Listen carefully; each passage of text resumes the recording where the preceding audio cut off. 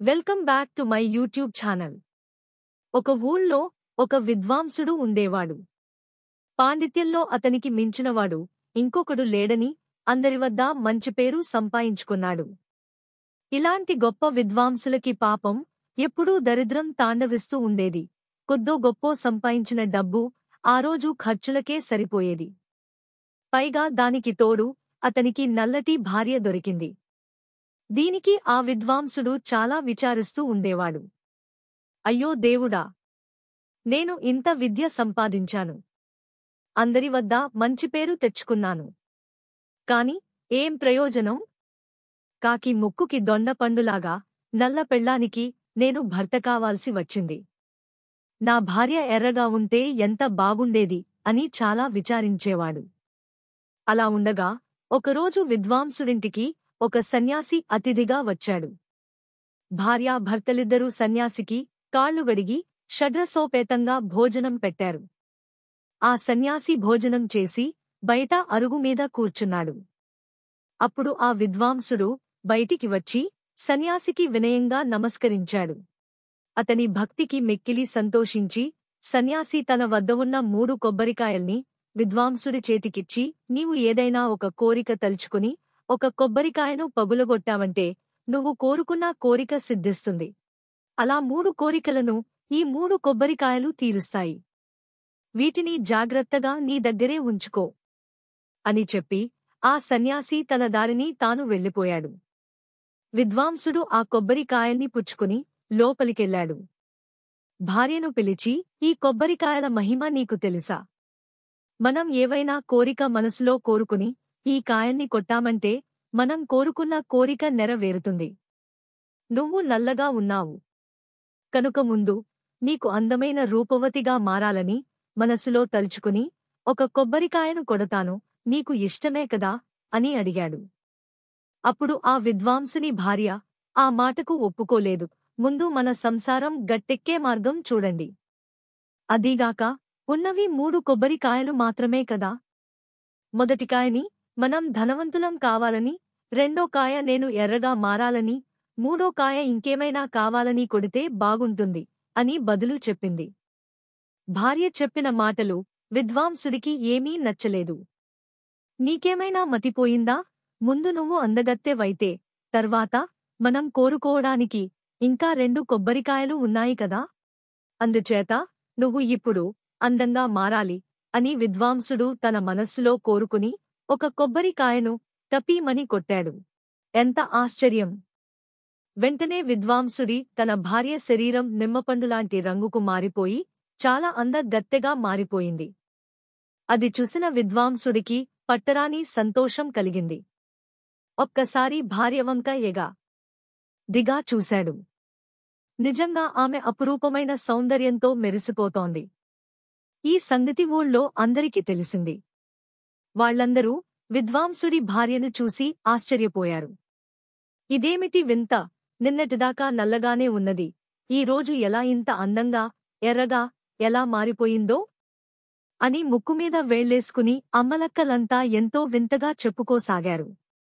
విద్వాంసుడు మాత్రం, ఆహా, నా భార్య ఎంత అందంగా ఉంది! మహారాణి కూడా ఇంత అందంగా ఉండదు. నేనెంతో అదృష్టవంతుడిని, సన్యాసి పుణ్యం కట్టుకున్నాడు అని అనుకుంటూ రోజూ మురిసిపోతుండేవాడు. అలా ఉండగా ఒకరోజు విద్వాంసుడు ఏదో ముఖ్యమైన పనిమీద ప్రక్క ఊరికి వెళ్లాల్సి వచ్చింది. తన భార్యను పిలిచి, ఏమేవ్, నేను పొరుగురు వెళ్తున్నాను. మరో 2-3 రోజుల్లో తిరిగి వస్తాను, అప్పటివరకు జాగ్రత్తగా ఇంట్లోనే ఉండు అని చెప్పి వెళ్ళిపోయాడు. ఆ మరుసటి రోజు ఆ ఊరి రాజకుమారుడు విద్వాంసుడు ఉంటున్న వీధివైపు గుర్రపు స్వారీ చేస్తూ వెళ్తున్నాడు. అదే సమయంలో విద్వాంసుడి భార్య వీధి గుమ్మంలో నిల్చుని ఏదో ఆలోచిస్తూ కూర్చుంది. ఆ రాజకుమారుడు అంటేనే ఆ ఊరి ఆడవారికి అమితమైన భయం ఉండేది. అందుచేత ఆ వీధిలోని వారెవ్వరూ బయటికి రాలేదు. అయితే విద్వాంసుడు భార్య రాజకుమారుడు రావడం చూడలేదు.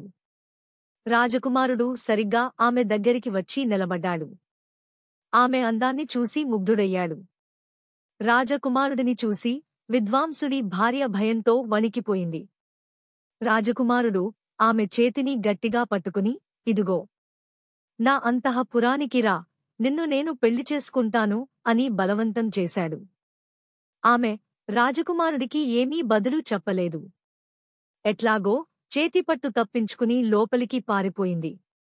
కాని రాజకుమారుడు ఆమెను బలవంతంగా లాగి గుర్రం మీద ఎక్కించుకుని తన అంతఃపురానికి తీసుకుపోయాడు. ఒక చక్కని మేడలో ఆమెను ఒంటరిగా ఉంచాడు. రాజభటుల్ని పిలిచి, ఎవ్వరూ ఈ మేడవైపు రాకూడదు సుమా. ఎవ్వరైనా వచ్చారంటే వాళ్ల తల తీయిస్తాను. జాగ్రత్త అని ఆజ్ఞాపించాడు. విద్వాంసుడి భార్య 2 రోజుల వరకు అన్నం, నీళ్లు మాని మేడలో ఏడుస్తున్నది. అయ్యో, ఆ పాడు సన్యాసి మాకెందుకు కొబ్బరికాయలు ఇవ్వాలి?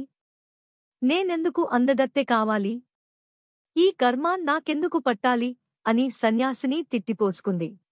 ఇలా ఉండగా పొరుగురు వెళ్లిన విద్వాంసుడు ఇంటికి తిరిగి వచ్చాడు. వచ్చి రావడంతోనే తన భార్యను రాజకుమారుడు చెరపట్టి తీసుకువెళ్లాడన్న సంగతిని విన్నాడు. ఓరి దుర్మార్గుడా! ఇంతవరకు వచ్చిందా నీ సంగతి? ఇప్పుడే నీ పని పట్టిస్తాను చూడు అని కళ్ళు ఎర్రచేసి లోపలికి వెళ్లి ఒక కొబ్బరికాయ తెచ్చి, నా పెళ్ళాం ఇప్పుడే ఎలుగుబంటిగా మారిపోవాలి అని చెప్పి కొట్టాడు. వెంటనే రాజుగారి మేడలో ఉన్న విద్వాంసుడి భార్య కాస్త ఎలుగుబంటిగా మారిపోయింది. అసలే 2 రోజులుగా ఆకలితో మాడిపోతుండటంచేత ఎలుగుబంటికి కోపం ఎక్కువయింది. ఆ మేడలోని బీరువాలు, గాజు దీపాలు, సీసాలు అన్నిటినీ ఒక్కసారిగా ముక్కలు ముక్కలు చేసింది. గుర్ గుర్ మని గట్టిగా గర్జించడం మొదలుపెట్టింది. ఇక ఆ రాత్రి విద్వాంసుడి భార్యను చూడటానికి రాజకుమారుడు బాగా అలంకరించుకుని పెళ్లికొడుకులాగా ముస్తాబయ్యాడు. ఎవ్వరికీ తెలియకుండా మేడ తలుపులు తీసి లోపలికి వెళ్లాడు. మేడలోని ఎలుగుబంటి రాజకుమారుణ్ణి చూడగానే అమాంతం మీదపడి గోళ్లతో రాజకుమారుడి దేహమంతా చీల్చింది. కుయ్యో మొర్రో మని మొత్తుకున్నాడు. రాజభటులు కూడా మేడలోకి రాకూడదని రాజకుమారుడు ఇంతకుముందు ఆజ్ఞాపించినందువల్ల వాళ్లు కూడా రాలేదు. ఎలుగుబంటి మాత్రం ఆ రాజకుమారుణ్ణి చీల్చి రక్తం బాగా జుర్రుకుని గుర్గుర్మంటూ గదిలో తిరుగుతున్నది. యథాప్రకారం మేడను కాపలా కాయడానికి రాజభటులు వచ్చారు. వారికి గుర్గుర్ మనే ఎలుగుబంటి శబ్దం వినిపించింది. వెంటనే వారు గది దగ్గరికి వెళ్లి చూశారు. ఇదేమిటి వింత? లోపల ఎలుగుబంటి ఉందే అని వెర్రికేకలు పెట్టి లోపలికి వెళ్లారు. అక్కడ రాజకుమారుడు కూడా చచ్చపడి ఉండటం చూసి భయపడ్డారు. భటులని చూసిన ఎలుగుబంటి రాజభటుల మీదికి ఉరికింది. కాని రాజభటులు ప్రాణభయంతో తప్పించుకుని ఒక్క పరుగుతో అంతఃపురానికి చేరుకున్నారు. ఎలుగుబంటి మాత్రం వీధుల వెంబడి కేకలు వేస్తూ పరుగెత్తసాగింది. దారిన వెళ్లే పిల్లల్ని, పెద్దవాళ్లని కూడా గోళ్లతో చీలుస్తూ పెద్ద గందరగోళం చేస్తూ విద్వాంసుడి ఇంటి దగ్గరికి చేరుకుంది. ఎలుగుబంటిని చూసి విద్వాంసుడికి విచారం వేసింది. అయ్యో, నా భార్యకు ఎంత దుస్థితి పట్టింది! అందంగా ఉండటం వల్లనే కదా దీని అంతటికి కారణం? నల్లగా ఉంటే ఎంత హాయిగా ఉండేది! నాకు కూడా సుఖంగా ఉండేది కదా అని అనుకుని తన దగ్గర ఉన్న 3వ కొబ్బరికాయను బయటికి తెచ్చి, నా భార్య పూర్వంలాగే మారిపోవాలి అని చెప్పి పగులగొట్టాడు.